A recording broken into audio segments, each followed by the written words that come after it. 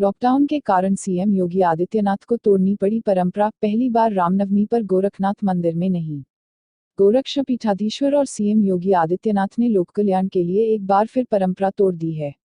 Corona से बचाव के लिए देश भर में किए गए लॉकडाउन के बीच यह पहला मौका है जब रामनवमी पर वह गोरखपुर के गोरखनाथ मंदिर में नहीं है। उनकी गैरमौजूदगी में मंदिर के प्रथम पुजारी योगी कमलनाथ ने धार्मिक अनुष्ठान पूरे किए। योगी सन्यासी हैं और सूबे के मुखिया भी। वह तमाम धार्मिक रीति रिवाजों, परंपराओं का पालन करते नजर आते हैं, लेकिन जब कभी समाज को जरूरत हो उन परंपराओं को तोड़ने में हिचकते नहीं हैं। किसी को नहीं किया गया पास, जारी होगा परीक्षा परिणाम। उत्तर प्रदेश माध्यमिक शिक्षा परिषद ने सभी छात्र छात्राओं, अभिभावकों, शिक्षकों व अन्य के लिए महत्वपूर्ण सूचना जारी करते हुए कहा है कि वर्ष 2020 की हाईस्कूल व इंटरमीडिएट परीक्षा का मूल्यांकन होगा और परीक्षा परिणाम भी जारी किया जाएगा। बोर्ड परीक्षाओं को लेकर कुछ गलत सूचनाएं सोशल मीडिया के माध्यम से वायरल हो रही हैं। इसमें समस्त छात्र छात्राओं को उत्तीर्ण कर देने वाली फर्जी सूचनाएं हैं। परिषद ने कहा है कि इस प्रकार की अनाधिकृत, फर्जी एवं भ्रामक सूचनाओं को वायरल करना दंडनीय अपराध है। माध्यमिक शिक्षा परिषद द्वारा परीक्षाओं से संबंधित जो भी सूचनाएं दी जाती हैं, वे परिषद की अधिकृत वेबसाइट www.upms.edu.in के माध्यम से दी जाती हैं और यही सूचनाएं मान्य एवं अधिकृत होती हैं। कोरोना वायरस को लेकर फेक न्यूज पर सरकार ने सख्त कार्रवाई की, दी चेतावनी।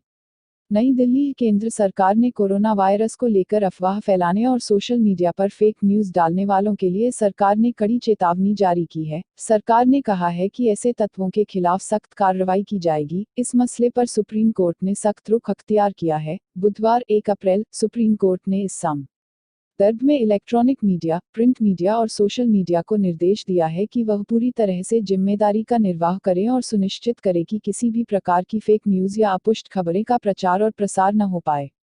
क्या 15 अप्रैल से बहाल की जाएंगी रेल सेवाएं? नई दिल्ली। रेलवे ने शनिवार को कहा कि ट्रेन सेवाओं को बहाल करने पर अभी तक कोई अंतिम निर्णय नहीं लिया गया है और इस पर फैसला कुछ ही दिनों में लिया जाएगा। यह बयान तब आया है जब मीडिया में इस बात की चर्चा ने जोर पकड़ा कि रेलवे ने कोरोना वायरस के कारण यात्री ट्रेनों को 21 दिन तक स्थगित करने के बाद 15 अप्रैल से अपनी सभी सेवाएं बहाल करने की तैयारी शुरू कर दी है। एक अधिकारी ने शनिवार को बताया, रेलवे बोर्ड से हर ट्रेन को मंजूरी मिलने पर ही ट्रेन सेवाएं बहाल की जाएंगी। रेलवे बोर्ड को चरणबद्ध योजना के लिए सुझाव दिया जाना चाहिए। अधिकारियों ने बताया कि रेल मंत्री पीयूष गोयल की रेलवे बोर्ड के चेयरमैन के साथ शुक्रवार को वीडियो कॉन्फ्रेंस बैठक में यह फैसला लिया गया। ट्रेनों का संचालन सरकार से हरी झंडी मिलने के बाद ही शुरू होगा। सरकार ने इस मुद्दे पर मंत्रियों का समूह गठित किया है। बस्ती के युवक की मां और 2 भाई भी निकले कोरोना पॉजिटिव। अब तक 19 नमूनों की जांच में 16 निगेटिव पाए गए। गोरखपुर। उत्तर प्रदेश में कोरोना वायरस का संक्रमण राज्य के 24 जिलों में फैल चुका है। जिले में बस्ती के जिस युवक की मौत बीआरडी मेडिकल कॉलेज में हुई थी, उसकी मां और 2 भाई भी कोरोना पॉजिटिव पाए गए हैं, जबकि 19 अन्य लोगों के नमूनों की जांच में 16 निगेटिव निकले हैं। इसमें जिला अस्पताल में भर्ती 5 मरीज के भी रिपोर्ट शामिल है। बस्ती के युवक की मेडिकल कॉलेज में मौत हो गई थी। उसके सैंपल की जांच में कोरोना संक्रमण के लक्षण मिले थे। राज्य सरकार में सचिव चिकित्सा स्वास्थ्य वी हेकाली झिमोमी ने प्रदेश के सभी जिलाधिकारियों और मुख्य चिकित्सा अधिकारियों को पत्र भेजकर कहा है, कोविड-19 पीड़ित रोगियों और हाई रिस्क जनसंख्या को चिन्हित कर समय से जांच एवं उपचार करने से इस वायरस के प्रसार को रोका जा सकता है। सीएमओ ने भी पत्र की पुष्टि की है और कहा है, जिलाधिकारी की देखरेख में शासनादेश का पालन सुनिश्चित करवाया जाएगा। देश के सबसे बुजुर्ग दंपति ने कोरोना को हराया, अस्पताल से मिली छुट्टी। केरला। एक और जहां देश में कोरोना वायरस से संक्रमित मरीजों की संख्या लगातार बढ़ रही है, वहीं दूसरी तरफ एक हौसला बढ़ाने वाली खबर केरल से आई है। केरल के कोट्टायम जिले में कोरोना के सबसे बुजुर्ग भारतीय मरीज और उनकी पत्नी को पूरी तरह संक्रमण मुक्त होने के बाद शुक्रवार को अस्पताल से छुट्टी दे दी गई। यह बुजुर्ग दंपति 9 मार्च से जिंदगी और मौत की जंग लड़ रहे थे। शुक्रवार का दिन थॉमस अब्राहम 93 और उनकी पत्नी मरियम्मा 88 के लिए उम्मीद की रोशनी लेकर आया, जब कोट्टायम के सरकारी मेडिकल कॉलेज एवं अस्पताल से उनको छुट्टी दी गई। महाराजगंज में 6 पॉजिटिव मिलने के बाद 4 गांव सील। महाराजगंज में तबलीगी मरकज से लौटे 21 लोगों में से 6 के कोरोना पॉजिटिव निकलने के बाद हड़कंप मच गया है। हरकत में आए जिला प्रशासन ने इन 6 लोगों से संबंधित 4 गांवों को पूरी तरह सील कर दिया है। इन गांवों में पुलिस व स्वास्थ्य कर्मियों को छोड़कर न कोई जा सकेगा और न कोई बाहर आ सकेगा। गांव वालों की जरूरत गांव में ही पूरी कराई जाएंगी। 21 मार्च को तबलीगी मरकज से महाराजगंज जिले के 21 लोग वापस लौटे थे। शुक्रवार की आधी रात इनमें से 6 की जांच रिपोर्ट में कोरोना पॉजिटिव निकला तो प्रशासन के हाथ पांव फूल गए। सुबह होते होते इनके परिजनों को जिला अस्पताल लाकर क्वारंटीन करा दिया गया तो कुछ ही देर बाद कॉल हुई का बढ़हरा इंद्रदत्त कमहरिया बुजुर्ग पुरिंदरपुर के विशुनपुर कुर्थिया व विशुनपुर फुलवरिया को सील करा दिया गया। उत्तर प्रदेश का पहला सैनिटाइजर टर्मिनल गोरखपुर में हुआ तैयार। गोरखपुर कोरोना वायरस के संक्रमण से बचाव के लिए गोरखपुर में प्रदेश का पहला सैनिटाइजर टर्मिनल तैयार किया गया है। महेवा मंडी में बने इस टर्मिनल का शुक्रवार को ट्रायल हुआ। इस दौरान कमिश्नर जयंत नौलिकर टर्मिनल से गुजरे। शनिवार से इसे आमजन के लिए खोल दिया जाएगा। अब बीआरडी मेडिकल कॉलेज में भी इसी तरह की सुविधा उपलब्ध कराने की तैयारी की जा रही है। शनिवार से मंडी में दाखिल होने वाले हर एक व्यक्ति को इस टर्मिनल से होकर गुजरना पड़ेगा। जैसे ही कोई इसमें दाखिल होगा, सेंसर की मदद से 30 सेकंड के लिए सैनिटाइजर का फव्वारा निकलेगा। दरअसल सब्जी, फल के अलावा चावल, दाल आदि की भी आपूर्ति मंडी से ही होती है। इस कारण लॉकडाउन के बावजूद रोजाना यहां बड़ी संख्या में लोग जुटते हैं। तमाम कवायदों के बाद भी यहां सोशल डिस्टेंसिंग का पालन कराने में सफलता नहीं मिल रही है। यही वजह रही कि शहर में सबसे पहले मंडी में ही सैनिटाइजर टर्मिनल बनाने का निर्णय किया गया। अब में लॉकडाउन के बाद बिना मास्क पहने निकलने की इजाजत नहीं होगी। योगी सरकार बनवाएगी 66 crore khadi mask. Corona virus को लेकर देश भर में लॉकडाउन जारी है। केंद्र सरकार के साथ सभी राज्य सरकारें जनता को खतरे के प्रति जागरूक करते हुए उन्हें वायरस के प्रभाव से बचाने के लिए हर संभव कदम उठा रही हैं। इसी क्रम में उत्तर प्रदेश की योगी सरकार प्रदेश की 23 करोड़ जनता के लिए 66 करोड़ खादी के स्पेशल खादी मास्क बनवाएगी। राज्य के मुख्यमंत्री योगी आदित्यनाथ ने कहा कि लॉकडाउन समाप्त होने के बाद बिना मास्क लगाए लोगों को घर से बाहर निकलने की अनुमति नहीं होगी। सीएम योगी आदित्यनाथ ने शनिवार को कहा, राज्य सरकार 23 करोड़ जनता के लिए 66 करोड़ खादी के ट्रिपल लेयर स्पेशल मास्क बनवाएगी। Triple layer swadeshi khadi mask Uttar Pradesh का ब्रांड होगा। यह मास्क गरीबों को मुफ्त मिलेगा। बाकी लोगों को मास्क काफी सस्ता मिलेगा। यह मास्क रीयूज वॉशेबल होगा। प्रदेश के हर नागरिक को 2-2 मास्क दिया जाएगा। राहुल गांधी ने पीएम मोदी पर कसा तंज, कहा ताली बजवाने और दिए जलवाने से समस्या का हल नहीं होगा। नई दिल्ली, कांग्रेस के पूर्व अध्यक्ष राहुल गांधी ने शनिवार को प्रधानमंत्री नरेंद्र मोदी पर कटाक्ष करते हुए कहा कि भारत में कोरोना की पर्याप्त जांच नहीं हो रही है और ऐसे में लोगों से तालियां बजवाने और ये जलवाने से समस्या का समाधान नहीं होगा।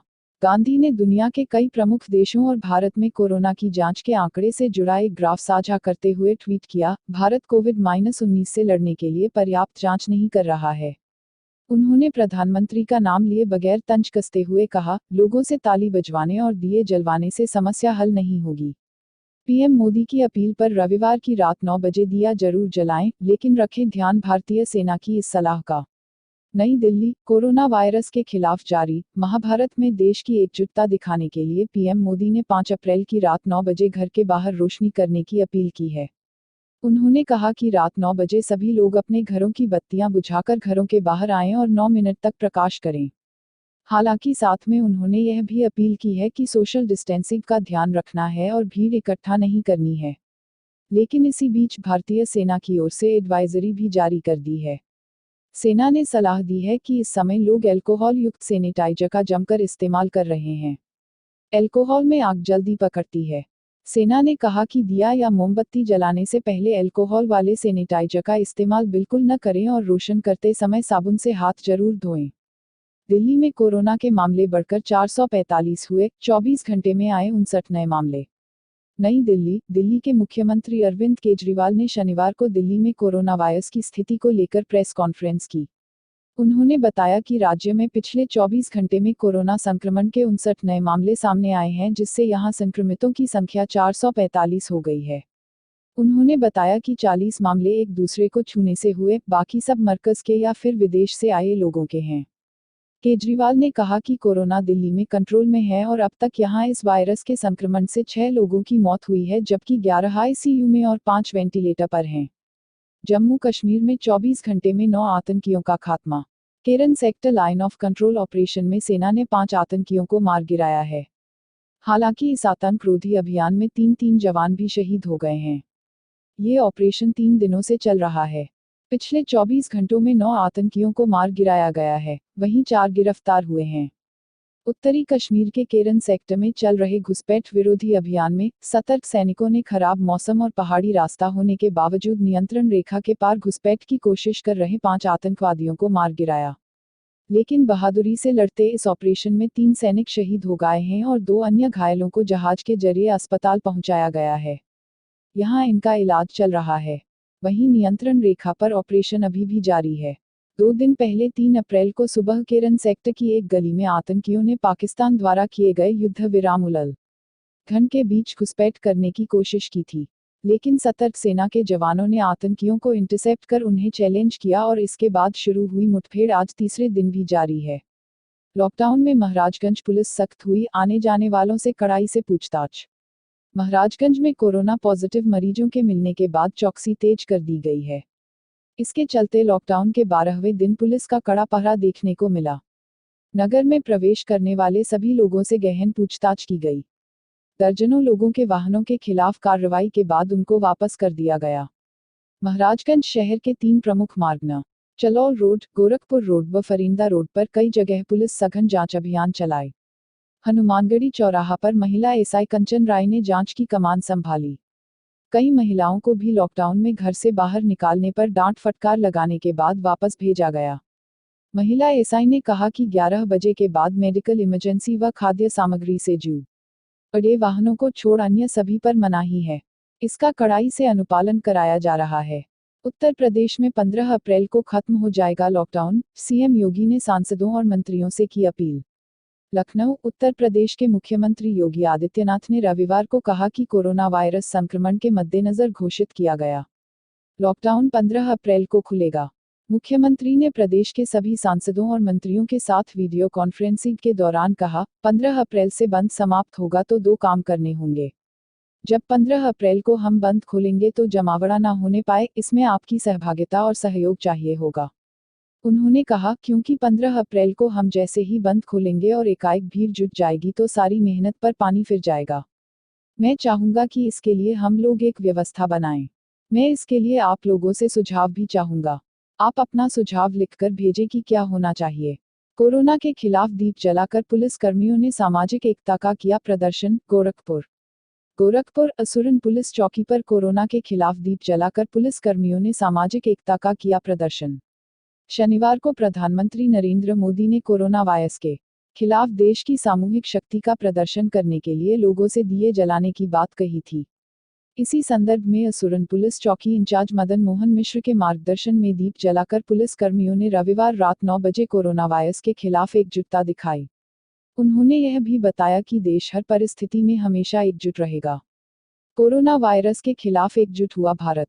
प्रधानमंत्री नरेंद्र मोदी की अपील के बाद देशभर के लोगों ने रविवार रात 9 बजे कोरोना वायरस के खिलाफ एकजुटता दिखाई।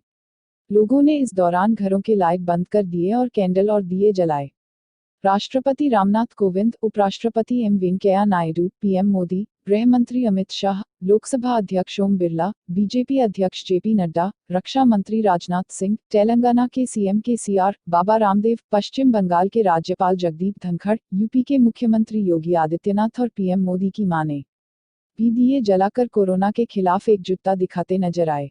इस दौरान देश के कई शहरों में दिवाली जैसा नजारा दिखा।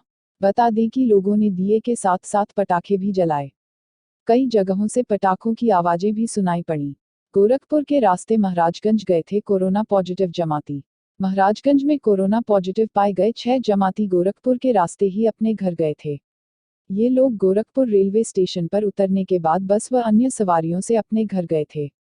उनके पॉजिटिव होने की खबर सामने आने के बाद पुलिस प्रशासन ने उनके यात्रा विवरण की जांच शुरू कर दी है। इसका भी पता लगाया जा रहा है कि इस दौरान वे कितने लोगों से मिले और कहां-कहां गए। जानकारी के मुताबिक गोरखपुर में पुलिस की कोविड-19 की टीम ने जांच शुरू कर दी है। सीसीटीवी कैमरों के साथ ही जमातियों के मोबाइल सीडीआर और टॉवर लोकेशन से जांच की जा रही है। बताया जा रहा है कि दिल्ली के निजामुद्दीन स्थित मरकज में शामिल होने के बाद महाराजगंज जिले के 21 जमाती कामाख्या एक्सप्रेस से 21 मार्च को दिन में 2:40 बजे गोरखपुर रेलवे स्टेशन पर उतरे थे। ये सभी यहां से बोलेरो और रोडवेज बस से महाराजगंज तक गए। सरकार ने किया सांसद निधि का इस्तेमाल कोरोना के खिलाफ। दिल्ली, देश में जारी कोरोना संकट को देखते हुए राष्ट्रपति, प्रधानमंत्री और सभी सांसद 1 साल तक अपने वेतन में 30% तक कटौती करेंगे। कैबिनेट की बैठक के बाद केंद्रीय मंत्री प्रकाश जावड़ेकर ने यह जानकारी दी। बता दें कि सांसद निधि भी 2 साल के लिए टाल दी गई है। प्रकाश जावड़ेकर ने कहा कि सांसद निधि का पैसा भी कोरोना के खिलाफ लड़ाई में इस्तेमाल किया जाएगा। जावड़ेकर ने बताया कि 1 अप्रैल 2020 से यह फैसला लागू होगा। सरकार के इस फैसले की कांग्रेस के राज्यसभा सांसद जयराम रमेश ने तारीफ की है। अपने ट्विटर अकाउंट पर लिखा कि मैं सरकार के फैसले का स्वागत करता हूं। लंबे समय से मैं तर्क दे रहा हूं कि विकास के कामों के लिए सांसदों और विधायकों को सालाना दिए जाने वाले लगभग 7,000 करोड़ रुपए का इस्तेमाल एक कोष के रूप में किया जाना चाहिए। योगी सरकार का ऐलान, लोगों को करना पड़ सकता है लंबा इंतजार। लखनऊ, देश में कोरोना वायरस COVID-19 का कहर लगातार जारी है। अब तक 100 से अधिक लोगों की मौत हो चुकी है।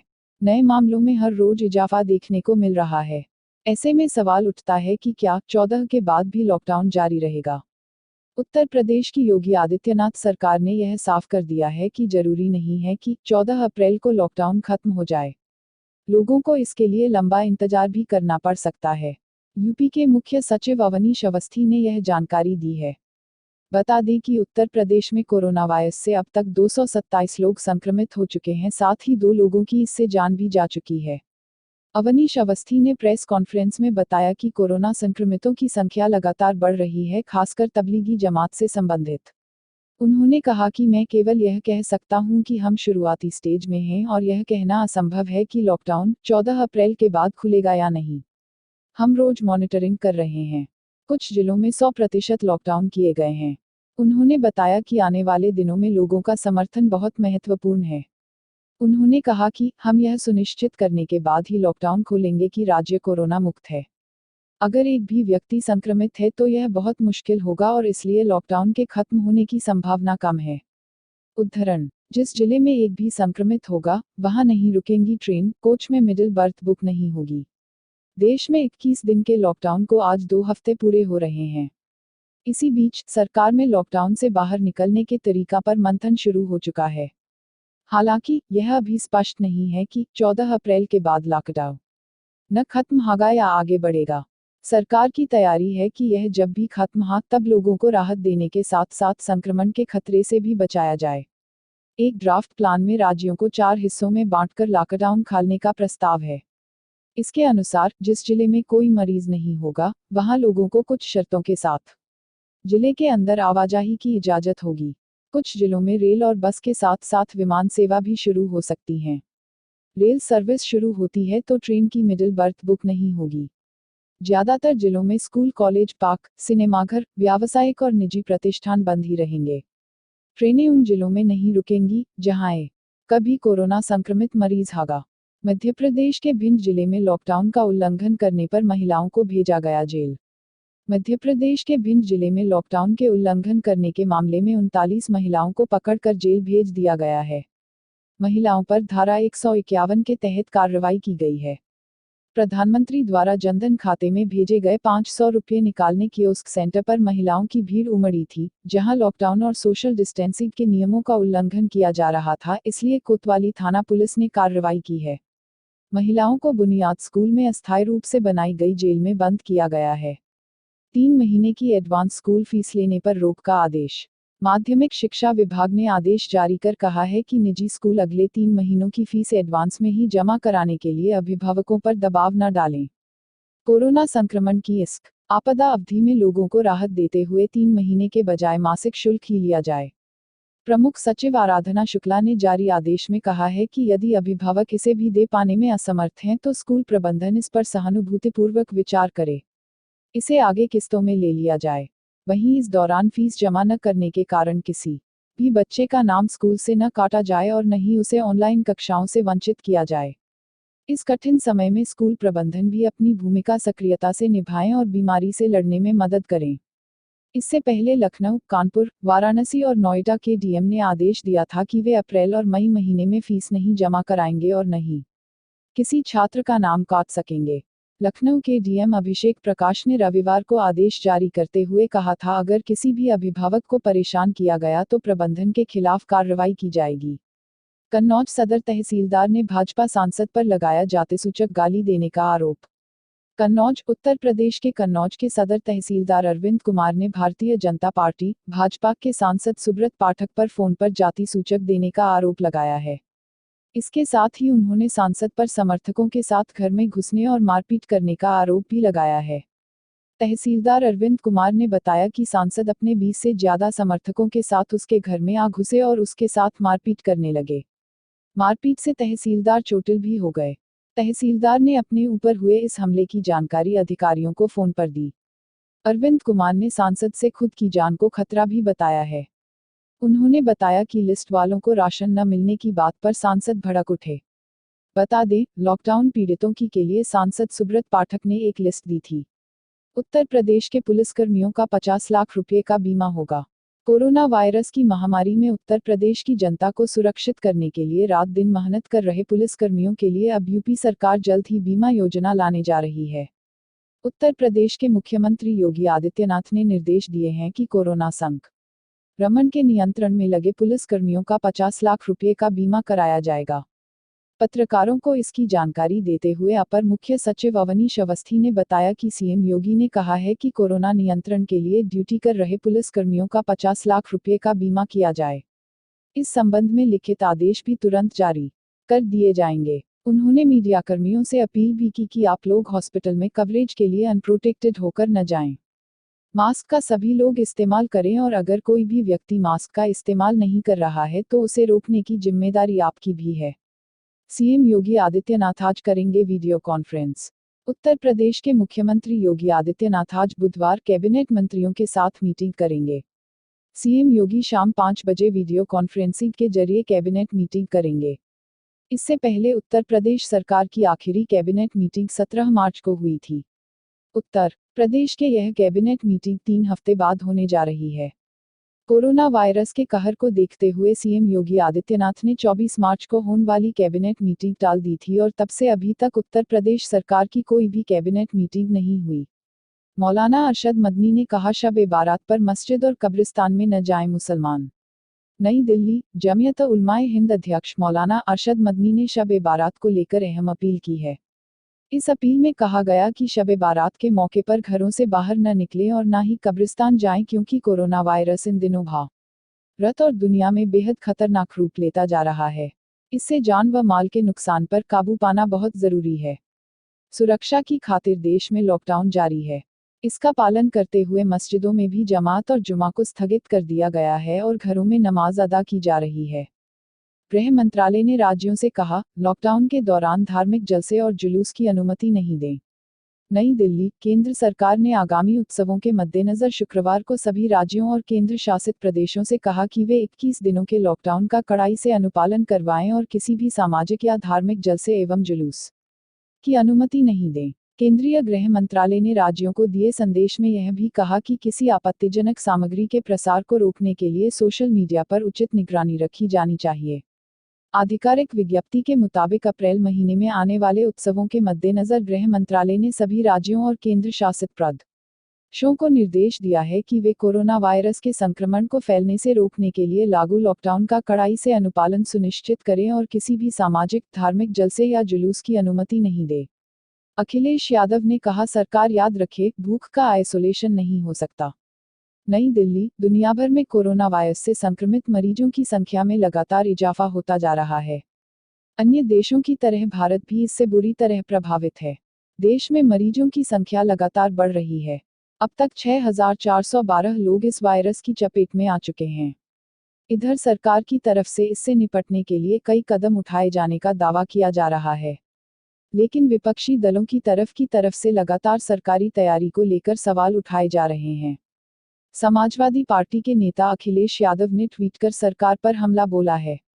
उत्तर प्रदेश के पूर्व मुख्यमंत्री अखिलेश यादव ने सरकार पर पूरे मामले में राजनीति करने का आरोप लगाया है।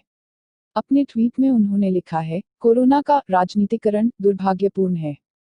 इससे मूल मुद्दों से ध्यान हटता है और सरकार से पूछे जाने वाले सही क्वारंटाइन, स्क्रीनिंग, संक्रमण की जांच, इलाज तथा दूध दवा सब्जी खाद्यान्न की आपूर्ति जैसे उचित प्रश्न पीछे छूट जाते हैं।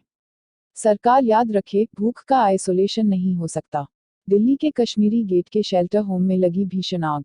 नई दिल्ली, दिल्ली के कश्मीरी गेट इलाके में स्थित एक शेल्टर होम में शनिवार को भीषण आग लग गई। खबरों के अनुसार कई बेघर और बेसहारा लोग यहां रहते हैं। आग पर काबू पाने के लिए फायर ब्रिगेड की कई गाड़ियां मौके पर पहुंची। इमारत के पास से धुएं का बड़ा गुबार देखा गया। अभी तक किसी के हताहत होने की कोई खबर नहीं है। आग पर काबू पाना अग्निशम कर्मियों के लिए बड़ी चुनौती होगा, क्योंकि कोरोना वायरस महामारी की वजह से उन्हें सोशल डिस्टेंसिंग का ख्याल रखते हुए अपने काम को अंजाम देना होगा। 3 शेल्टर होम पूरी तरह जले हैं, जिनमें सैकड़ों मजदूर और गरीब रहते हैं।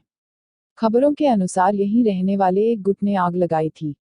शुक्रवार को खाने को लेकर झगड़ा हुआ था, जिसके बाद शेल्टर होम के स्टाफ ने इनकी पिटाई कर दी थी। आरोप है कि एक शख्स को इतना पीटा कि कल वो यमुना में कूद गया और आज उसका शव बरामद हुआ। जब शव लेकर यहां के रहने वाले लोग शेल्टर होम के पास आए तो पुलिस से कार्रवाई की मांग की। लेकिन जब पुलिस ने कोई कार्रवाई नहीं की तो इन लोगों ने पथराव कर दिया और 3 शेल्टर होम जला दिए। ये मजदूरों का कहना है। इन 3 शेल्टर होम में 200 से 250 लोग रहते हैं। उत्तर प्रदेश के मेरठ में मस्जिद का मुआयना करने पहुंची पुलिस टीम पर पथराव।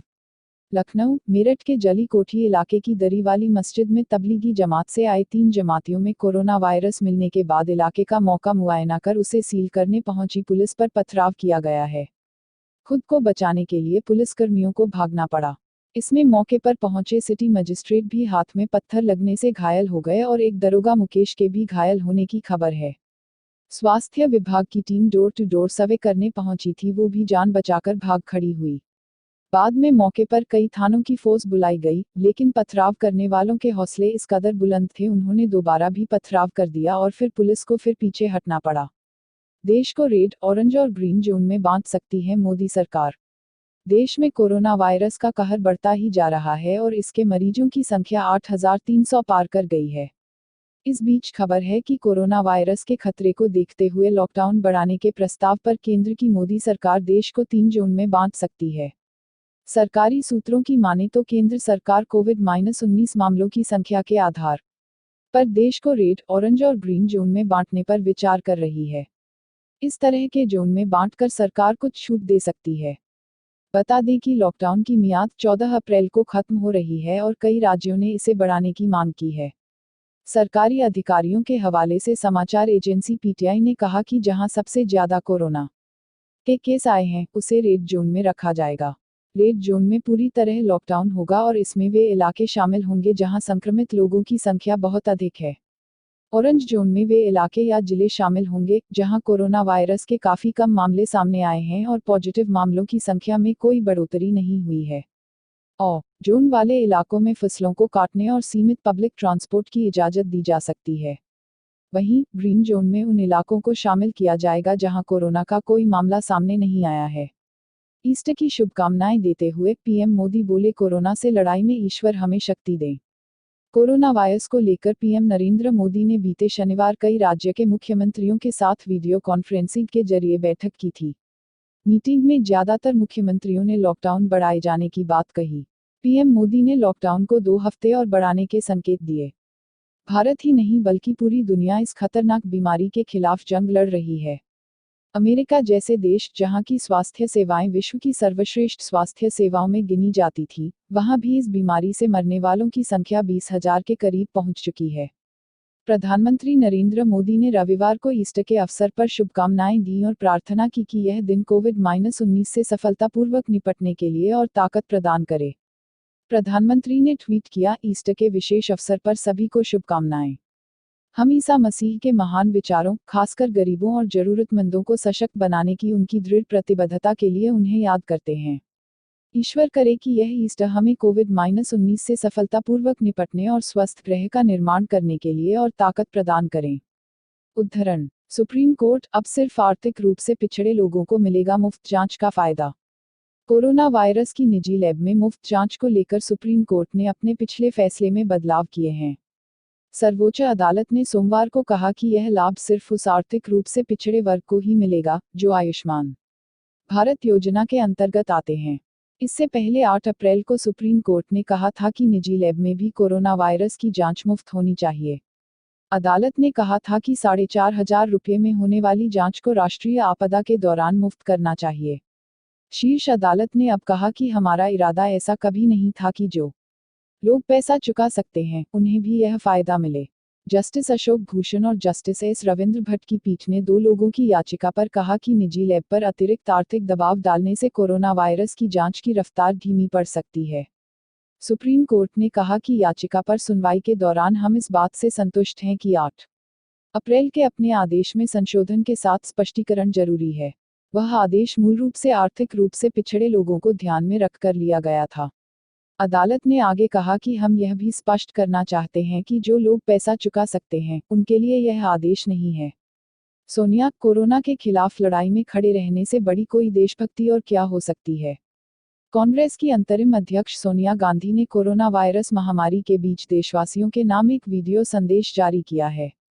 संदेश में उन्होंने लोगों से एहतियात बरतने की अपील की। साथ ही कोरोना के खिलाफ लड़ रहे डॉक्टर, सफाई कर्मियों, पुलिस सहित सरकारी अधिकारियों को देशभक्त बताया। उन्होंने कहा कि हम एकता, अनुशासन और आत्मबल के भाव से कोरोना को परास्त करेंगे। धैर्य एवं संयम के लिए देशवासियों का धन्यवाद। इसके अलावा उन्होंने कहा कि कांग्रेस का हर कार्यकर्ता देशवासियों की मदद के लिए तैयार है। सोनिया गांधी ने अपने संदेश में कहा कि मेरे प्यारे देशवासियों, आप सभी को नमस्कार। मुझे उम्मीद है कि इस कोरोना महामारी संकट के दौरान आप सब अपने अपने घरों में सुरक्षित होंगे। सबसे पहले मैं इस संकट के समय में भी शांति, धैर्य और संयम बनाए रखने के लिए सभी देशवासियों को दिल से धन्यवाद करती हूँ।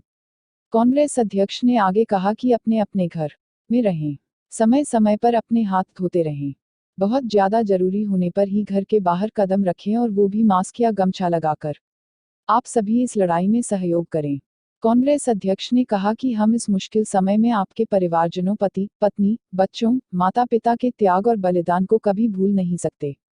सोनिया ने कहा कि जोखिम होने के बावजूद भी आपके सहयोग और समर्पण से ही इस लड़ाई को लड़ पा रहे हैं। इनको धन्यवाद देने के लिए मेरे पास शब्द नहीं है। देश में 3 मई तक जारी रहेगा लॉकडाउन।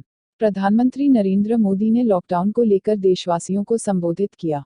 पीएम मोदी ने अपने संबोधन में लॉकडाउन 2.0 का ऐलान किया। पीएम ने कहा कि अब देश में 3 मई तक लॉकडाउन जारी रहेगा। बता दें कि राज्यों और केंद्र शासित प्रदेशों के अधिकतर मुख्यमंत्रियों ने पीएम मोदी से देश में लॉकडाउन की समय सीमा बढ़ाने की अपील की थी। पीएम मोदी ने कहा, सभी का यही सुझाव है कि लॉकडाउन को बढ़ाया जाए। कई राज्य तो पहले से ही लॉकडाउन को बढ़ाने का फैसला कर चुके हैं। साथियों, सारे सुझावों को ध्यान में रखते हुए ये तय किया गया है कि भारत में लॉकडाउन को अब 3 मई तक और बढ़ाना पड़ेगा। यानी 3 मई तक हम सभी को, हर देशवासी को लॉकडाउन में ही रहना होगा। इस दौरान हमें अनुशासन का उसी तरह पालन करना है जैसे हम करते आ रहे हैं। पीएम ने देशवासियों से मांगा 7 बातों में 7। पहली बात, अपने घर के बुजुर्गों का विशेष ध्यान रखें, विशेषकर ऐसे व्यक्ति जिन्हें पुरानी बीमारी हो, उनकी हमें अधिक देखभाल करनी है, उन्हें कोरोना से बहुत बचाकर रखना है। दूसरी बात, लॉकडाउन और सामाजिक दूरी की लक्ष्मण रेखा का पूरी तरह पालन करें, घर में बने फेस कवर या मास्क का अनिवार्य रूप से उपयोग करें। तीसरी बात, अपनी इम्यूनिटी बढ़ाने के लिए आयुष मंत्रालय द्वारा दिए गए निर्देशों का पालन करें, गर्म पानी और काढ़ा का निरंतर सेवन करें। चौथी बात, कोरोना संक्रमण का फैलाव रोकने में मदद करने के लिए आरोग्य सेतु मोबाइल ऐप जरूर डाउनलोड करें। दूसरों को भी इस ऐप को डाउनलोड करने के लिए प्रेरित करें। पांचवी बात, जितना हो सके गरीब परिवारों की देखरेख करें, उनके भोजन की आवश्यकता पूरी करें। छठी बात, आप अपने व्यवसाय, अपने उद्योग में अपने साथ काम करें, लोगों के प्रति संवेदना रखें और किसी को नौकरी से न निकालें। सातवीं बात, देश के कोरोना योद्धाओं, हमारे डॉक्टर, नर्सों, सफाई कर्मियों और पुलिस कर्मियों का पूरा सम्मान करें। मुंबई के बांद्रा स्टेशन पर जुटी प्रवासी मजदूरों की भीड़। कोरोना वायरस के संक्रमण के कारण आज देश में लॉकडाउन की अंतिम तारीख को 3 मई तक के लिए बढ़ा दिया गया है। इस बीच महाराष्ट्र की राजधानी मुंबई में बांद्रा स्टेशन पर हजारों की संख्या में प्रवासी मजदूरों का भीड़ घर जाने के लिए इकट्ठा हो गई। यहां वे अपने अपने घर जाने देने की मांग करने लगे। भीड़ को नियंत्रित करने के लिए पुलिस को लाठीचार्ज करनी पड़ी। स्थानीय नेता के कहने पर भीड़ तितर बितर हो गई। इस पूरे मामले पर गृह मंत्री अमित शाह ने उद्धव ठाकरे को फोन कर हालातों की जानकारी ली है। इस दौरान गृह मंत्री ने सीएम ठाकरे से कहा कि इससे कोरोना वायरस के खिलाफ हमारी लड़ाई कमजोर होगी। प्रशासन को ऐसे हालातों से निपटने के लिए सतर्क रहना होगा। साथ ही उन्होंने पूर्ण समर्थन का भरोसा भी दिलाया। लॉकडाउन के चलते रेलवे कैंसिल करने जा रहा है लाखों टिकट। देशव्यापी लॉकडाउन के बीच रेलवे 15 अप्रैल से 3 मई के लिए कराई गई करीब 39 लाख टिकटों को कैंसिल करेगा। रेलवे का यह कदम पीएम मोदी के संबोधन के बाद लिया जा रहा है। देश के नाम संबोधन में पीएम मोदी ने देश भर में लॉकडाउन की अवधि 14 अप्रैल से बढ़ाकर अब 3 मई तक कर दिया है, जिसके चलते रेलवे को यह कठोर कदम उठाना पड़ रहा है और यात्रियों की टिकट कैंसिल करनी पड़ रही हैं। बता दें कि रेलवे ने सभी यात्री ट्रेन सेवाओं का संचालन 3 मई तक निलंबित रखने का फैसला किया है। इस दौरान के टिकटों की कोई बुकिंग भी नहीं होगी। जो टिकट पहले बुक कराए जा चुके हैं, उनका किराया वापस किया जाएगा। आज डॉक्टर भीमराव रामजी अंबेडकर की जयंती। आज डॉक्टर भीमराव रामजी अंबेडकर की जयंती है। भारतीय संविधान के रचयिता, समाज सुधारक और महान नेता डॉक्टर भीमराव रामजी अंबेडकर जी का जन्म 14 अप्रैल 1891 को मध्य प्रदेश के एक छोटे से गांव महू में हुआ था। बाबा साहब नाम से लोकप्रिय भीमराव अंबेडकर स्वतंत्र भारत के प्रथम व एवं न्याय मंत्री, भारतीय संविधान के जनक एवं भारत गणराज्य के निर्माता थे। उन्होंने अपना पूरा जीवन देश के नाम अर्पित कर दिया था। डॉक्टर भीमराव अंबेडकर समाज में दलित वर्ग को समानता दिलाने के लिए जीवन भर संघर्ष करते रहे। अंबेडकर के विचारों ने लाखों युवाओं को प्रेरित किया और उनके विचारों पर चलकर कई युवाओं की जिंदगी बदल गई। बाबा साहेब डॉक्टर भीमराव अंबेडकर ने दलितों के खिलाफ होने वाले अन्याय के खिलाफ आवाज उठाई थी और उनको अधिकार दिलाने के लिए संघर्ष किया था। बचपन में भीमराव अंबेडकर के परिवार के साथ सामाजिक और आर्थिक रूप से काफी भेदभाव किया जाता था। भीमराव अंबेडकर कुशाग्र बुद्धि के व्यक्ति थे। उनके पास कोलंबिया विश्वविद्यालय और लंदन स्कूल ऑफ इकोनॉमिक्स दोनों ही विश्वविद्यालयों से अर्थशास्त्र में डॉक्टरेट की उपाधि थी। इसके अलावा डॉक्टर भीमराव अंबेडकर को कई भाषाओं का ज्ञान भी था। उन्होंने बरसों तक बौद्ध धर्म का अध्ययन किया था। उसके बाद 14 अक्टूबर 1956 को उन्होंने बौद्ध धर्म अपनाया था। उनके साथ उनके करीब 5 लाख समर्थक भी बौद्ध धर्म में शामिल हो गए थे। बस्ती और महाराजगंज के कोरोना मरीजों को लेकर गोरखपुर में हाई अलर्ट। बस्ती में कोरोना संक्रमित मरीजों के तेजी से बढ़ ग्राफ ने गोरखपुर प्रशासन के माथे पर चिंता की लकीरें ला दी हैं। बस्ती के एक कोरोना संक्रमित युवक की मौत महानगर के बीआरडी में मेडिकल कॉलेज में हुई थी। इसके अलावा बस्ती में संक्रमित मिला एक युवक भी महानगर का ही रहने वाला है। इसको देखते हुए स्वास्थ्य विभाग और प्रशासन ने जांच तेज कर दी है। स्क्रीनिंग की टीमों को बढ़ा दिया है। पूर्वी यूपी में बस्ती और महाराजगंज इस समय कोरोना के नजरिए से बेहद संवेदनशील हैं। बस्ती में 14 मरीज कोरोना वायरस से संक्रमित मिले हैं। इसमें एक युवक की मौत हो चुकी है। 3 महीने का मासूम भी संक्रमण का शिकार है। महाराजगंज में भी 6 जमातियों में कोरोना की तस्दीक हुई है। मास्क नहीं तो सामान नहीं, पुलिस ने दुकानदारों को दिया निर्देश। उत्तर प्रदेश कोरोना वायरस के संक्रमण से निपटने के लिए उत्तर प्रदेश के बलरामपुर में प्रशासन ने चेहरे पर मास्क नहीं तो सामान नहीं का आदेश जारी कर दुकानदारों को बिना मास्क के खरीदारी करने आए ग्राहकों को सामान नहीं देने का आदेश दिया है। प्रशासन ने बिना मास्क के सड़कों पर घूमने वालों के खिलाफ कार्रवाई करते हुए 11 लोगों को गिरफ्तार किया है। पुलिस अधीक्षक देवरंजन वर्मा ने मंगलवार को बताया कि मेडिकल स्टोर, किराना दुकानदार, पेट्रोल पंपों के अलावा गैस एजेंसी और बीज भंडार आदि को निर्देशित किया गया है कि चेहरे पर मास्क नहीं तो सामान नहीं का पालन करें और बिना मास्क लगाए खरीदारी करने वालों को सामान की बिक्री बिल्कुल न करें। बांद्रा के हालात पर उद्धव को अमित शाह ने किया फोन। मुंबई के बांद्रा में प्रवासी मजदूरों के भारी संख्या में पहुंचने और उसके बाद उन मजदूरों को वहां से हटाने के लिए पुलिस की तरफ से लाठीचार्ज किए जाने की घटना सामने आने के बाद गृह मंत्री अमित शाह ने मंगलवार की शाम को महाराष्ट्र के मुख्यमंत्री उद्धव ठाकरे को फोन कर चिंता व्यक्त की। उन्होंने कहा कि इस तरह की घटना से कोरोना के खिलाफ देश की लड़ाई कमजोर पड़ेगी। गृहमंत्री ने कहा कि प्रशासन को ऐसी घटनाएं रोकने के लिए सतर्कता की आवश्यकता है। उन्होंने महाराष्ट्र सरकार को अपना पूरा समर्थन दिया। 4 राज्यों में चमगादड़ों में मिला बेट कोरोना वायरस। दुनिया भर के वैज्ञानिक इस खोज में लगे हैं कि कोविड-19 का वायरस इंसानों तक किस जीव के जरिए पहुंचा। इसी बीच भारत के वैज्ञानिकों ने देश के 4 राज्यों में चमगादड़ों के नमूनों में बेट कोरोना वायरस BTCOV होने की पुष्टि की है। वैज्ञानिकों का कहना है कि यह कोरोना वायरस कोविड-19 बीमारी के कोरोना वायरस SARS-CoV-2 से मिलता जुलता हो सकता है। डॉक्टर प्रज्ञा यादव के नेतृत्व में हुए इस शोध का मकसद यह जानना है कि कोरोना वायरस की प्रजाति के कौन से और वायरस चमगादड़ या अन्य जीवों में मौजूद हो सकते हैं। यह शोध Indian journal of medical research में प्रकाशित हुआ है। इस शोध में वैज्ञानिकों ने भारत के 10 राज्यों में मौजूद 2 प्रजाति की चमगादड़ के सैंपल लिए थे। इनमें पिटेरोपस एवं रोसेट्स प्रजाति के चमगादड़ों के नमूने लिए गए। वैज्ञानिकों ने पाया कि भारत में 10 राज्यों में से 4 राज्यों के चमगादड़ों में वेट कोरोना वायरस की पुष्टि हुई है।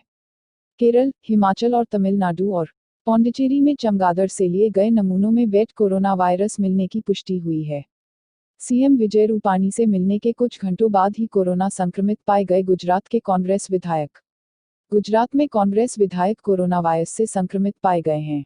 विधायक ने मंगलवार सुबह ही राज्य के मुख्यमंत्री विजय रूपाणी से मुलाकात की थी। गुजरात के मुख्यमंत्री विजय रूपाणी और 2 विधायकों से बैठक के कुछ घंटों बाद ही कांग्रेस के एक विधायकों को कोरोना वायरस से संक्रमित पाया गया है। सूत्रों ने बताया कि कांग्रेस विधायक इमरान खेड़ावाला को कुछ दिनों बुखार था और उन्होंने अपना सैंपल जांच के लिए दे रखा था। जांच की रिपोर्ट आने ही वाली थी लेकिन वो बाहर निकल गए। विधायक को अभी गांधीनगर के एसवीपी अस्पताल में भर्ती कराया गया है। यह अस्पताल कोरोना संक्रमितों के इलाज के लिए सभी सुविधाओं से लैस है। किसी भी तरह के स्पेशल ट्रेन चलाने की कोई योजना नहीं, रेल मंत्रालय। देश में कोरोना संकट को लेकर लॉकडाउन जारी है। लॉकडाउन के पहले चरण की समाप्ति आज होनी थी, लेकिन कोरोना के बढ़ते मामले को देखते हुए इसे 3 मई तक के लिए बढ़ दिया गया। पीएम मोदी ने राष्ट्र के नाम संबोधन में इसकी घोषणा की। प्रधानमंत्री के घोषणा के बाद मुंबई के बांद्रा में भारी संख्या में प्रवासी मजदूर जमा हो गए थे। ये सभी मजदूर अपने घर लौटना चाह रहे थे। इस बीच कई जगहों पर इस बात की चर्चा होने लगी कि रेलवे की तरफ से ट्रेनों का परिचालन किया जाएगा। इस पूरे मामले पर रेल मंत्रालय की तरफ से कहा गया है कि रेलवे की तरफ से ऐसी कोई योजना नहीं है। रेल परिचालन 3 मई तक के लिए स्थगित रहेगी। रेल मंत्रालय के ट्वीट में लिखा गया है कि यह स्पष्ट किया जाता है कि 3 मई 2020 तक पूरे देश में सभी पैसेंजर ट्रेन सेवाएं पूरी तरह से रद्द रहेगी। यात्रियों के भीड़ को हटाने के लिए किसी भी तरह के स्पेशल ट्रेन चलाने की कोई योजना नहीं है। साथ ही लिखा गया है कि इससे जुड़े मामले में किसी भी तरह की गलत खबर को रोकने में हमारी मदद करें। यूपी के वो जिले जहां 20 अप्रैल के बाद लॉकडाउन से मिल सकती है राहत। उत्तर प्रदेश के कुछ जिलों में अगर प्रधानमंत्री की सलाह पर सख्ती से अमल किया जाता रहा तो उन्हें 20 अप्रैल के बाद संभव है लॉकडाउन से राहत मिल जाए। वजह है कि इन जिलों में अभी तक कोई भी कोरोना संक्रमण सामने नहीं आया है। प्रधानमंत्री नरेंद्र मोदी ने मंगलवार को अपने राष्ट्र के नाम संबोधन में कहा है कि जिन इलाकों में कोरोना का प्रकोप नहीं रहा वहां 20 अप्रैल के बाद राहत पर विचार किया जा सकता है। यूपी में अभी तक 75 जिलों में से 45 जिलों में कोरोना संक्रमण है, जबकि कुछ ही जिले ऐसे हैं जहां कोई भी कोरोना पॉजिटिव केस नहीं पाया गया है। बिना संक्रमण वाले जिले एटा, सिद्धार्थनगर, संत कबीर नगर, बलरामपुर, गोंडा, रावस्ती, देवरिया, गोरखपुर, कुशीनगर, जालौन, झांसी, ललितपुर, फतेहगढ़, कन्नौज, कानपुर देहात, अंबेडकर नगर, अमेठी, अयोध्या, चित्रकूट, हमीरपुर, महोबा, सुल्तानपुर, उन्नाव, उरई, बलिया, मऊ, चंदौली, सोनभद्र, फतेहपुर प्रमुख हैं। स्वास्थ्य मंत्रालय ने बताई रणनीति, 3 जोन में बांटे जाएंगे देश भर के जिले। केंद्र सरकार ने बुधवार को कहा कि देश भर में कोरोना के मामलों की गंभीरता के मुताबिक देश भर के जिलों को हॉटस्पॉट, गैर हॉटस्पॉट और ग्रीन जोन जैसी 3 श्रेणियों में बांटा जाएगा। स्वास्थ्य मंत्रालय के संयुक्त सचिव लव अग्रवाल ने यह जानकारी देते कहा कि हॉटस्पॉट वे जिले हैं जहां ज्यादा मामले आ रहे हैं या बीमारी बढ़ने की दर ज्यादा है। जहां इक्का दुक्का मामले आए हैं उन्हें गैर हॉटस्पॉट और जहां अब तक एक भी केस नहीं आया है उन्हें ग्रीन जोन की श्रेणी में रखा जा रहा है। बता दें कि मंत्रालय ने इस संबंध में राज्यों के मुख्य सचिवों को एक पत्र भी लिखा गया है। केंद्रीय स्वास्थ्य मंत्रालय ने राज्यों के मुख्य सचिवों को लिखे पत्र में कहा है कि देश भर में कोरोना वायरस के 207 जिले रेड हॉटस्पॉट के तौर पर चिन्हित किए गए हैं। केंद्रीय स्वास्थ्य सचिव ने सभी राज्यों के मुख्य सचिवों को 28 दिन के अंदर रेड अलर्ट वाले जिलों को ग्रीन अलर्ट में बदलने के निर्देश भी दिए हैं। साथ ही इस मामले में केंद्र ने कड़ाई से नियमों का पालन करने के लिए कहा है। बता दें कि मध्य प्रदेश के इंदौर, भोपाल, उज्जैन, खरगोन और होशंगाबाद जिले रेड हॉटस्पॉट जोन में शामिल हैं। सुप्रीम कोर्ट में केंद्र सरकार ने दिया भरोसा, 2 घंटे में होगा स्वास्थ्य कर्मियों की शिकायतों का निपटारा। केंद्र सरकार ने बुधवार को सुप्रीम कोर्ट में कहा, स्वास्थ्यकर्मी महामारी से लड़ने वाले योद्धा हैं और वह अपनी शिकायतें विशेष हेल्पलाइन नंबर पर दर्ज करा सकते हैं। 2 घंटे में शिकायत का निपटारा होगा। केंद्र सरकार की ओर से सॉलिसिटर जनरल तुषार मेहता ने वीडियो कॉन्फ्रेंसिंग से सुनवाई के दौरान बताया कि सरकार ने पहले से ही एक हेल्पलाइन नंबर बना रखा है। इस नंबर पर वेतन में कटौती, भुगतान में देरी, सुरक्षा उपकरण न मिलना या फिर किराए के मकान से जबरन खाली कराने जैसी शिकायतों को सुना जाएगा। जस्टिस एनव रमना की पीठ ने मेहता के वादे को हलफनामा मानकर यूनाइटेड नर्सेस एसोसिएशन की राष्ट्रीय कोविड-19 प्रबंधन प्रोटोकॉल के गठन संबंधी जनहित याचिका का निपटारा कर दिया। याचिका में स्वास्थ्य कर्मियों के लिए उचित सुरक्षा इंतजाम न होने की बात कही गई थी। स्वास्थ्यकर्मियों की ओर से वकील सुभाष चंद्रन के आर ने सुनवाई के दौरान बताया कि 400 से ज्यादा निजी अस्पतालों में सैलरी 50% तक काट दी गई है या फिर देरी से भुगतान किया गया है। पर्याप्त सुरक्षा इंतजाम न होने से करीब 200 नर्सें संक्रमित हैं। मजदूरों के जुटने पर गरमाई महाराष्ट्र की सियासत। मुंबई के बांद्रा और ठाणे के मुंब्रा में जुटी हजारों प्रवासी मजदूरों की भीड़ को लेकर महाराष्ट्र की सियासत गरमा गई है। सत्ताधारी शिवसेना ने इसके लिए केंद्र को जिम्मेदार ठहराया है, वहीं विपक्षी दल भाजपा ने राज्य सरकार और पुलिस की भूमिका पर सवाल उठाए हैं। भाजपा नेताओं ने घटना को पूर्व नियोजित बताते हुए कहा कि जहां पुलिस 2 लोगों को एक साथ इकट्ठा नहीं होने दे रही है, वहां एक साथ हजारों लोगों की भीड़ कैसे जमा हो गई, इसकी जांच होनी चाहिए। प्रवासी मजदूरों की भीड़ का मुद्दा उठने के बाद शिवसेना प्रमुख व मुख्यमंत्री उद्धव ठाकरे के बेटे आदित्य ठाकरे ने एक के बाद एक ट्वीट कर कहा कि केंद्र सरकार को लॉकडाउन बढ़ाने का निर्णय लेने से पहले प्रवासी मजदूरों को उनके घर पहुंचाने की व्यवस्था करनी चाहिए थी। इसके बाद पूर्व मुख्यमंत्री देवेंद्र फडणवीस ने राज्य सरकार को आड़े हाथ लिया। भाजपा नेता किरीट सोमैया ने कहा कि घटना पूर्व नियोजित थी। कांग्रेस नेता पूर्व मुख्यमंत्री अशोक चव्हाण ने भी बांद्रा की घटना की विस्तृत जांच करने की मांग की है।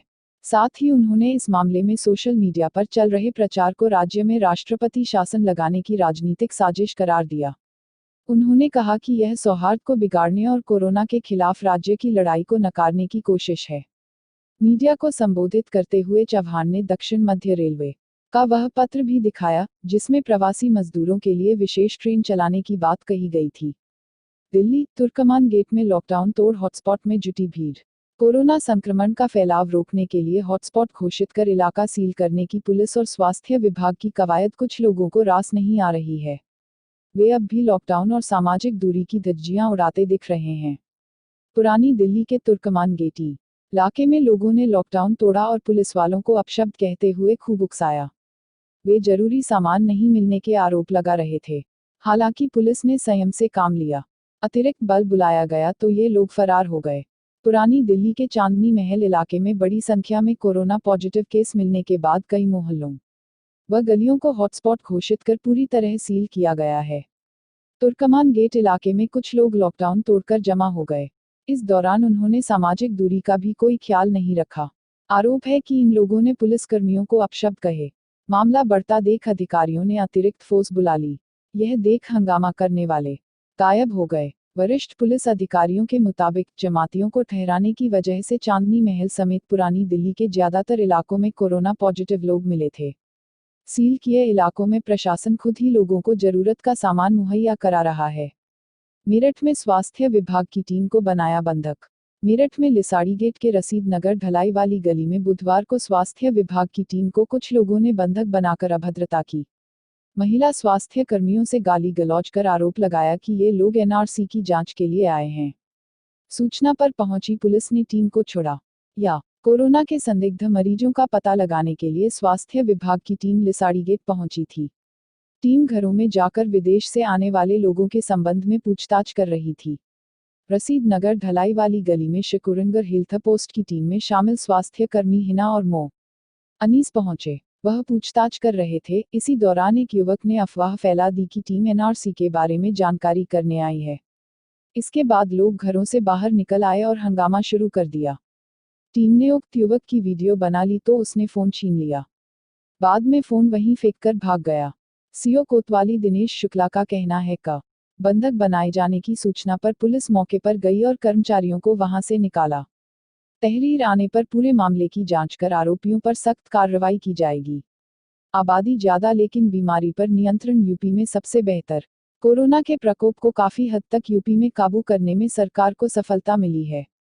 दो प्रमुख राज्यों की जनसंख्या के आधार पर अगर तुलना की जाए तो यह महामारी यूपी में नियंत्रित दिख रही है।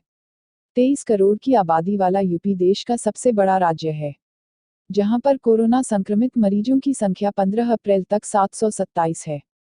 वह कांग्रेस, एनसीपी और शिवसेना शासित महाराष्ट्र को देखें तो वहां की आबादी 11,26,72,972 है, जबकि यहां कोरोना संक्रमित केसों की संख्या 2,801 है। इसी तरह उपलब्ध आंकड़ों के आधार पर अगर आम आदमी पार्टी शासित दिल्ली को देखा जाए तो 1.9 करोड़ की जनसंख्या वाले इस राज्य में 14 अप्रैल तक संक्रमित मरीजों की संख्या 1561 है। यूपी में कुल प्राप्त केसों में 428 मरीज तबलीगी जमात और उसके कारण संक्रमित हुए लोगों की हैं। यह आंकड़ा 80% के करीब है। एक तरफ अन्य राज्य में जहां मरीजों की संख्या में काफी वृद्धि हो रही है, वहीं उत्तर प्रदेश में इसकी रफ्तार काफी कम है। इसकी वजह मुख्यमंत्री योगी आदित्यनाथ के सख्त फैसलों को माना जा रहा है। उन्होंने प्रदेश के कई हिस्सों में अलग अलग तरह से बैन लगाकर इस बीमारी पर शुरुआत से ही नियंत्रण बनाने का रास्ता तैयार कर लिया था। लॉकडाउन, दिल्ली में खाना मंगवाना पड़ा महंगा, डिलीवरी बॉय निकला कोरोना पॉजिटिव। नई दिल्ली, राजधानी दिल्ली में बीते 24 घंटे में कोरोना वायरस से 2 मरीजों की मौत हो गई और 17 इसके संक्रमण के शिकार हुए हैं। साउथ दिल्ली इलाके में एक 19 साल के फूड डिलीवरी बॉय के कोरोना पॉजिटिव होने से हड़कंप मच गया है। उसने 12 अप्रैल तक लोगों के घरों में जाकर डिलीवरी की है। पिछले 15 दिनों में वह दिल्ली के अलग अलग इलाकों में 72 परिवारों को उनके घर जाकर खाना डिलीवर कर चुका है। सभी परिवारों को उनके घरों में क्वारंटाइन किया गया है और स्वास्थ्य विभाग उन पर निगरानी रख रहा है। लॉकडाउन में मॉर्निंग वॉक पर निकले थे लोग, पुलिस ने सड़क पर ही कसरत और योगा करवा दिया।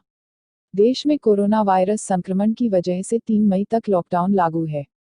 इस बीच देश के अलग अलग हिस्सों से लॉकडाउन के उल्लंघन के मामले भी सामने आ रहे हैं। लॉकडाउन का उल्लंघन करने वालों को पुलिस अलग अलग तरह से सजा दे रही है। कभी किसी को मुर्गा बनाया जाता है तो कभी किसी को उठक बैठक कराया जाता है, मगर लोग हैं कि मानते ही नहीं। इस बीच महाराष्ट्र में लॉकडाउन का उल्लंघन करने पर पुलिस ने कुछ लोगों को अनोखी सजा दी है। दरअसल, महाराष्ट्र के पुणे में बिबवेवाडी इलाके में बड़ी संख्या में मॉर्निंग वॉक पर निकले लोग लॉकडाउन का उल्लंघन करते पाए गए, जिसके बाद पुलिस वालों ने सजा के तौर पर उनसे बीच सड़क पर ही योगा करवाया।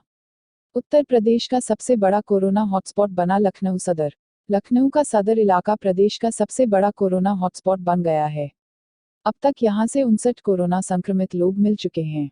बुधवार को सदर इलाके से एक ही दिन में 28 केस सामने आने के बाद पुलिस और प्रशासन ने पहरा और कड़ा कर दिया है। इसके तहत पूरे सदर इलाके को 3 भागों में बांटा गया है।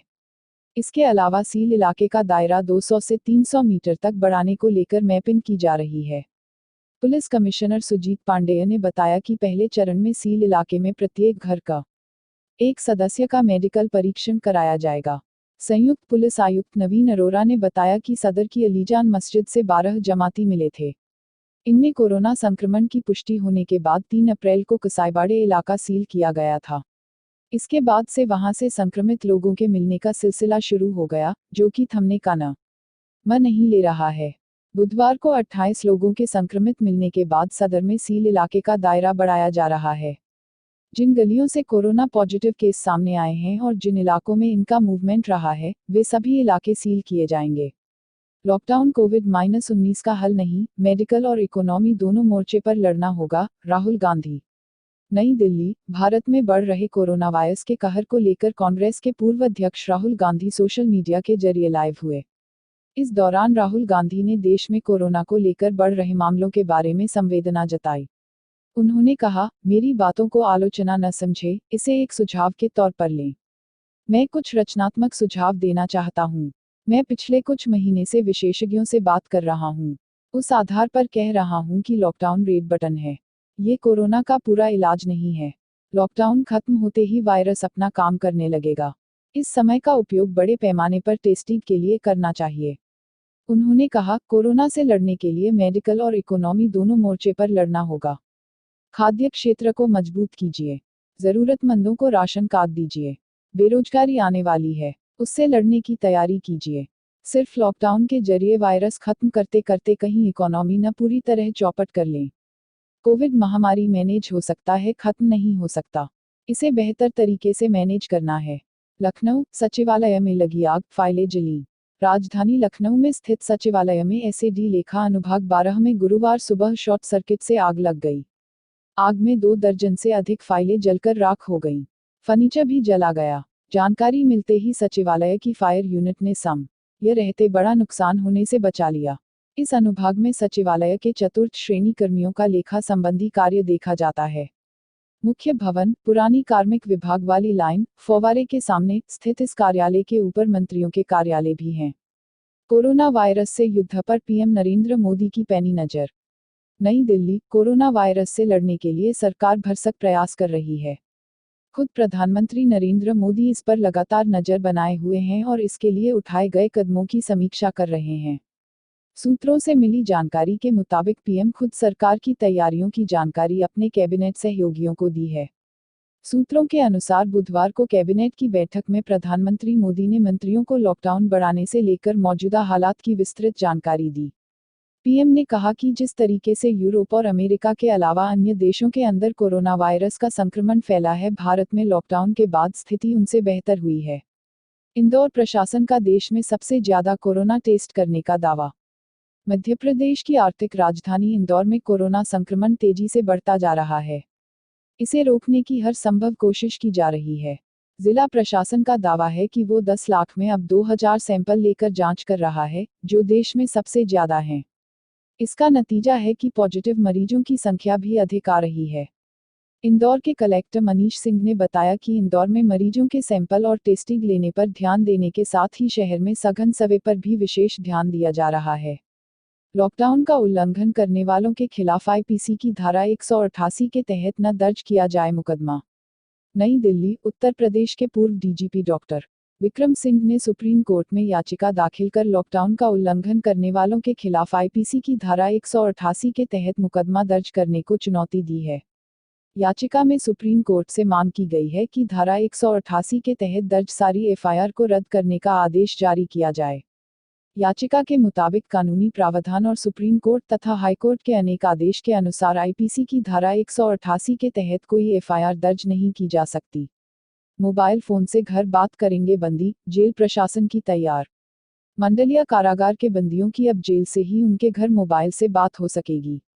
लॉकडाउन के दौरान मुलाकात बंद होने पर जेल प्रशासन ने यह व्यवस्था दी है। पहले इसके लिए जेल में पीसीओ खोला गया था, लेकिन पीसीओ खराब होने के बाद जेल अधिकारियों की सीयूजी और बेसिक लैंडलाइन फोन से बात करने की तैयारी शुरू हो गई। जेल प्रशासन का कहना है कि बात कराने से पहले एक शपथपत्र भी लिखवाया जाएगा कि वे जिस नंबर पर बात करेंगे वह उनके परिवारीजनों का ही हो। अनावश्यक व आपराधिक गतिविधियों के लिए इस्तेमाल होने पर उनके खिलाफ विधिक कार्रवाई की जाएगी। दरअसल लॉकडाउन की वजह से पिछले 24 दिनों से बंदियों की उनके परिजनों व मित्रों से मुलाकात बंद है। लिहाजा जेल प्रशासन ने कुछ दिन पूर्व रजिस्टर किए गए 148 बंदियों की परिजनों से बात कराने की शुरुआत कराई। लेकिन जेल पीसीओ खराब होने पर बंदी कैदी अपने परिजनों से बात नहीं कर पाए। जेल प्रशासन 14 अप्रैल तक का इंतजार करता रहा, पर अब मुलाकात एक बार फिर 3 मई तक बंद हो गई।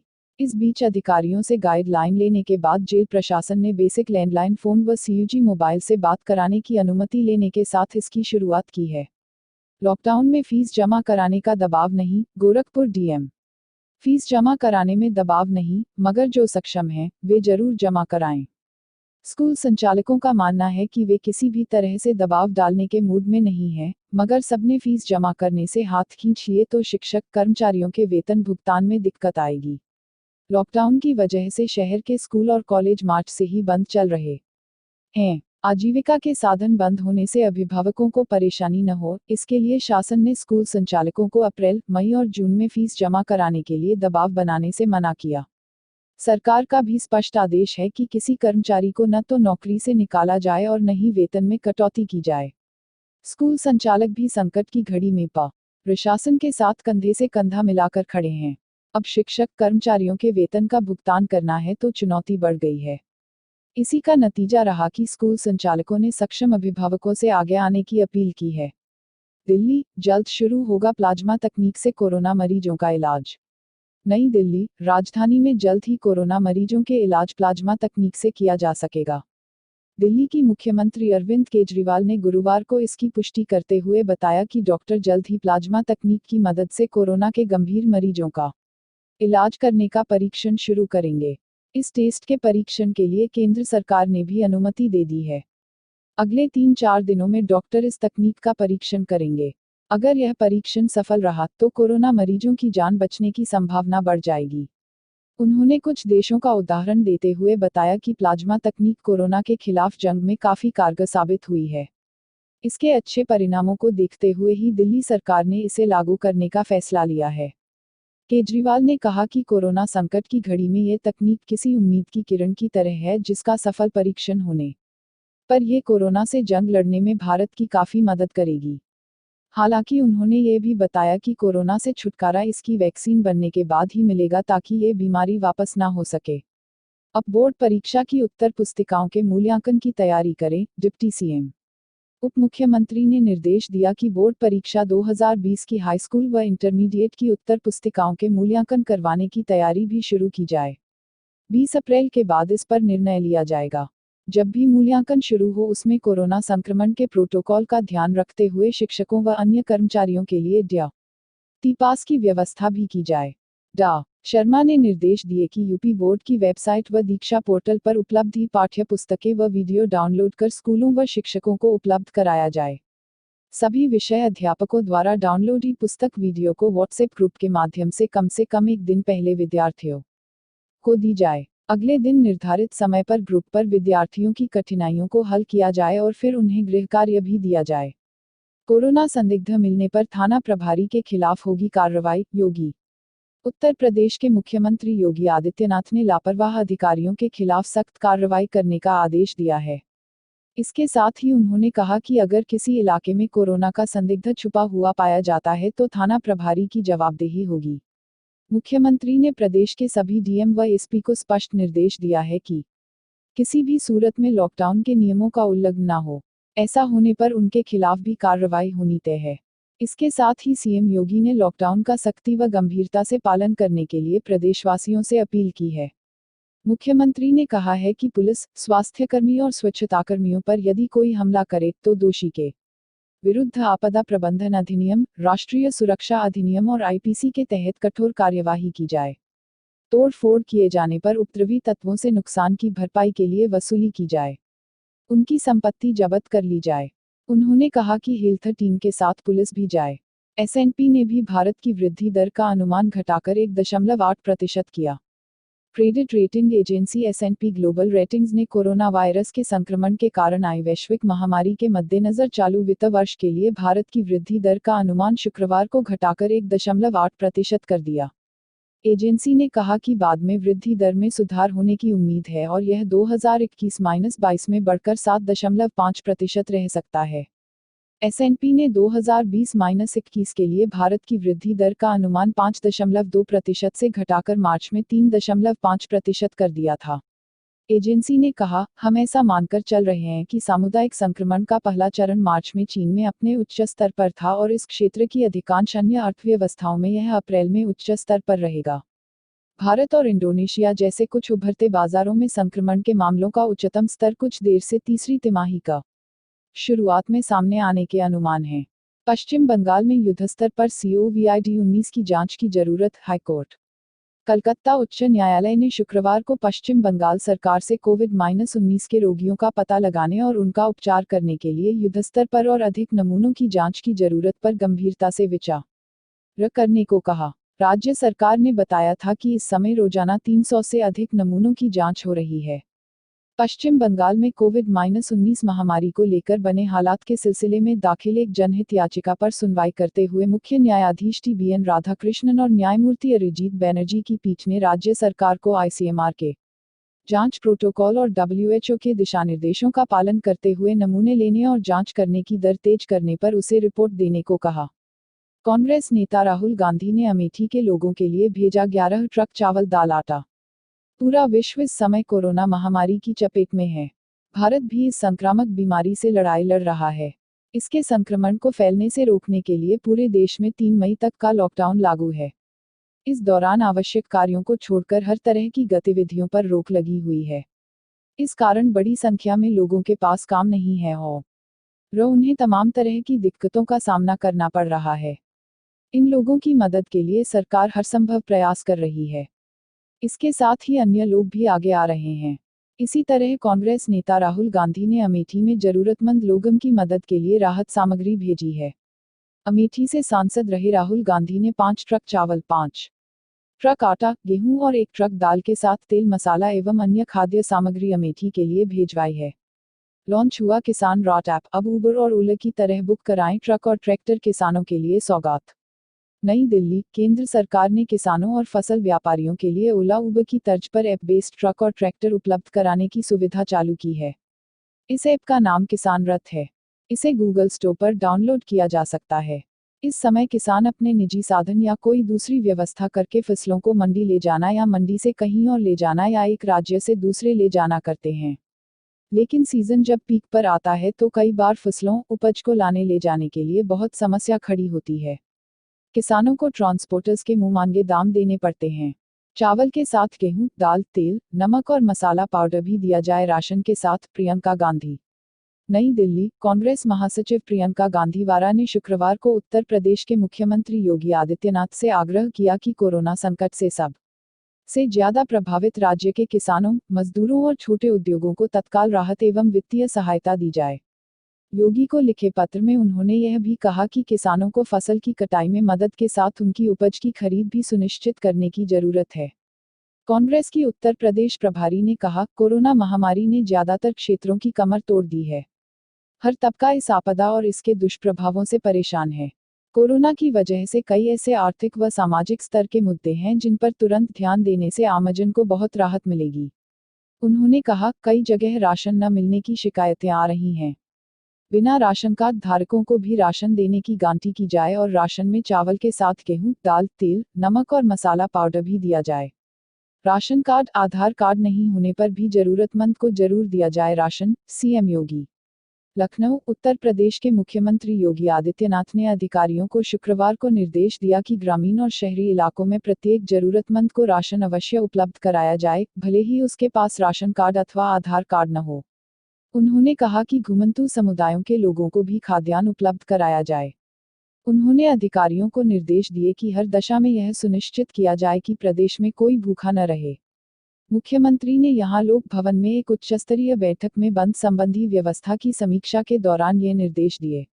उन्होंने सामुदायिक रसोई घर पर सामान पहुंचाने की सुविधा तथा खाद्यान्न वितरण की मौजूदा स्थिति की जानकारी प्राप्त की। आवश्यक वस्तुओं की आपूर्ति श्रृंखला तथा इन वस्तुओं को घरों तक पहुंचाने की व्यवस्था पर संतोष व्यक्त करते हुए उन्होंने इसे और बेहतर बनाने के निर्देश दिए। नियम तो सिर्फ जनता के लिए हैं। पूर्व सीएम कुमारस्वामी के बेटे निखिल की शादी में लॉकडाउन की धज्जियां उड़ी। कर्नाटक के पूर्व मुख्यमंत्री एचडी कुमारस्वामी के बेटे निखिल कुमारस्वामी की शादी आज कांग्रेस के एक वरिष्ठ नेता की भतीजी से एक फार्म हाउस में संपन्न हुई। लॉकडाउन के सारे नियमों को धज्जियां उड़ाते हुए तकरीबन 125 मेहमानों को प्रशासन ने इस शादी में आने की इजाजत दी थी। ड्रोन से ली गई तस्वीरें मीडिया को दी गई हैं, जिसमें थोड़ा बहुत सोशल डिस्टेंसिंग तो दिख रही है लेकिन मास्क किसी के चेहरे पर भी नहीं है। सवाल वहां जमा हुए मेहमानों को लेकर उठे और इस बात पर भी कि लॉकडाउन के दौरान आखिर शादी क्यों हुई। इस पर कुमारस्वामी की पार्टी जेडीएस के प्रवक्ता तनवीर अहमद ने कहा कि शादी 6 महीने पहले एस्ट्रोलॉजी के हिसाब से तय हुई थी। वहीं मिल रही जानकारी के मुताबिक पुलिस ने 42 गाड़ियों और 120 मेहमानों की इजाजत दी थी, लेकिन कहा जा रहा है कि इससे कहीं ज्यादा लोग शादी में मौजूद थे। महाराजगंज प्रशासन ने राहत की सांस ली, संक्रमित जमातियों का तीसरा नमूना भी सामान्य। महाराजगंज में संक्रमित जमातियों का तीसरा नमूना भी सामान्य आया है। शुक्रवार को बीआरडी मेडिकल कॉलेज से रिपोर्ट मिलने के बाद प्रशासन ने राहत की सांस ली। अब इन्हें अस्पताल से डिस्चार्ज कर 14 दिनों के लिए क्वारंटीन किया जाएगा। बीते 21 मार्च को दिल्ली मरकज से लौटे महाराजगंज के 21 जमातियों में से जांच में 6 संक्रमित निकले थे। इन 6 संक्रमितों को 2 अप्रैल को मिठौरा सीएचसी के आइसोलेशन में इलाज के लिए भर्ती किया गया। दूसरा नमूना 15 अप्रैल को भेजा गया, जिसमें सभी सामान्य मिले। फिर तीसरा नमूना गुरुवार को भेजा गया। शुक्रवार को मिली रिपोर्ट में सभी सामान्य पाए गए। स्वास्थ्य विभाग के जिम्मेदारों का कहना है कि अब इन्हें आइसोलेशन से डिस्चार्ज कर 14 दिनों के लिए क्वारंटीन में रखा जाएगा। लॉकडाउन का उड़ाया जा रहा है मजाक, अखिलेश यादव। देश में कोरोना को लेकर 3 मई तक लॉकडाउन है। इस बीच उत्तर प्रदेश के पूर्व मुख्यमंत्री अखिलेश यादव ने कहा है कि राजस्थान के कोटा में फंसे उप्र के विद्यार्थियों को वापस लाने की योजना का स्वागत है, लेकिन यह सवाल भी है कि अन्य राज्यों में भुखमरी के शिकार हो रहे अति निम्न आय वर्ग के गरीबों को वापस लाने का क्या योजना है, और ये भी कि प्रदेश के तथाकथित नोडल अधिकारियों के मोबाइल मूक मौन क्यों हैं। इसके अलावा बिहार के मुख्यमंत्री नीतीश कुमार ने भी एक टीवी चैनल से इस मामले पर कहा कि यूपी की सरकार लॉकडाउन का मजाक उड़ा रही है। लॉकडाउन के दौरान कुछ नई छूट देने का किया ऐलान, सरकार। नई दिल्ली, सरकार ने कोरोना वायरस से निपटने के लिए चल रहे लॉकडाउन से कुछ और क्षेत्रों को शुक्रवार को छूट दी। इनमें ग्रामीण इलाकों में निर्माण गतिविधियां और देश भर में पानी की आपूर्ति, साफ सफाई, बिजली, गैर बैंकिंग वित्तीय संस्थानों एवं सहकारी ऋण समितियों को काम करने की अनुमति देना शामिल है। केंद्रीय गृह सचिव अजय भल्ला ने सभी राज्यों और केंद्र शासित प्रदेशों को भेजे दिशा निर्देशों में कहा कि इमारती लकड़ियों वाले पेड़ों को छोड़कर जंगल के अन्य पेड़ों, इमारती लकड़ियों वाले पेड़ों को छोड़कर अन्य वनोत्पाद के संग्रहण, कटाई और प्रसंस्करण करने में आदिवासियों और वनवासियों को लॉकडाउन से 3 मई तक की छूट दी जाएगी।